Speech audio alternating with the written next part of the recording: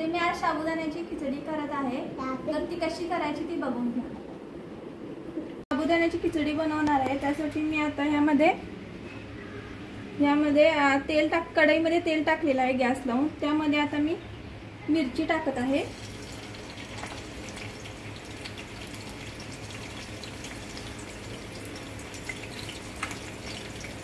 Chopped potato टाकत आहे। 1 potato घेतला होता, तो आपण असा खरपूस भाजून घ्यायचा आहे।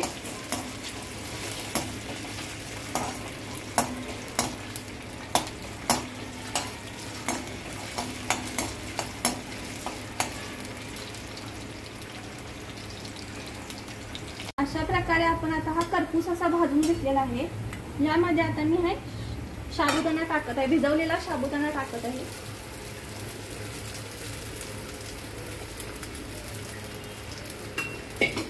त्यामध्ये मी 1 स्कूप शेंगदाण्याचा कूट घेतला होता, ते ऍड करते ह्यात।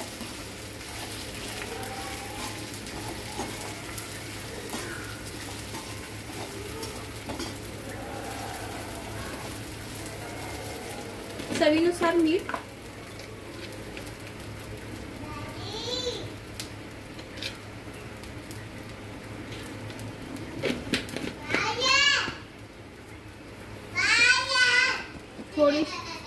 थोडीशी साखर, लिंबू थोडा आणि कोथिंबीर टाकलेली आहे। तुम्हाला जर उपवासाला चालत असेल तर टाका, नाही तर राहू दे। मी कायम खाते म्हणून टाकलेले आहे। आता हे आपण नीट परतून घ्यायचे आहे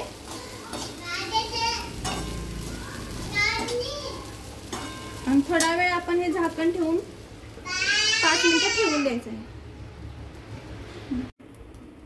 अशा प्रकारे आपली ही साबुदाण्याची खिचडी छान मस्त तयार झालेली आहे खाण्यासाठी।